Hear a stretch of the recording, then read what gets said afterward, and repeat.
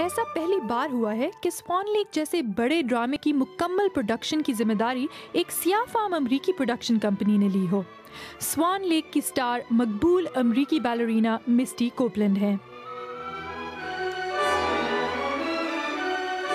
Swan Lake was not something that I ever saw in my future in terms of dancing. Swan Lake पर मैंने कभी भी lead dance करने का नहीं सोचा था।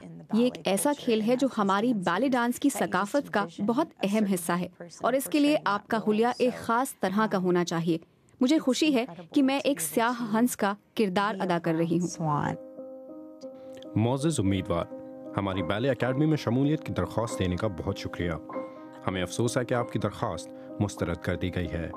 आपका कद और आपकी टांगें इस साख्त की नहीं है जैसे कि एक बैले डांसर की होनी चाहिए। हमें बहुत अफसोस है। कोपलैंड की दरख्वास्त नामंजूर होने के बाद उसको खेलों की एक कंपनी ने एक इश्तिहार में तब्दील कर दिया,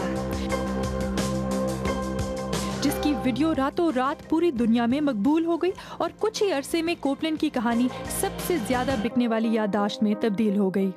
क्या आपको ऐसा लग रहा है कि आप नस्ली रुकावटों को पार कर रही हैं? मुझे लग रहा है कि तब्दीली आ रही है। मेरे इस बारे में बात करने से लोग मुझे तनकीद का निशाना तो जरूर बना रहे हैं, लेकिन इससे लोगों की सोच पर इस तरह का असर पड़ रहा है जो पहले कभी नहीं देखा गया।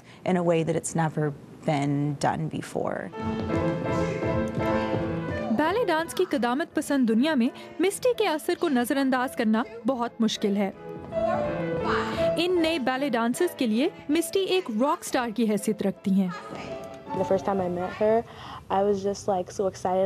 मैं जब पहली बार उनसे मिली तो मेरी खुशी की इंतहा ये थी कि मेरी आवाज़ नहीं निकल रही थी।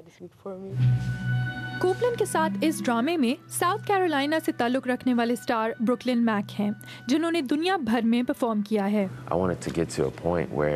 मैं एक ऐसे मकाम पर पहुंचना चाहता हूं जहां पर सियाह फाम डांसर्स को मरकजी किरदार अदा करने पर या स्टेज पर परफॉर्म करने पर अलग निगाह से ना देखा जाए।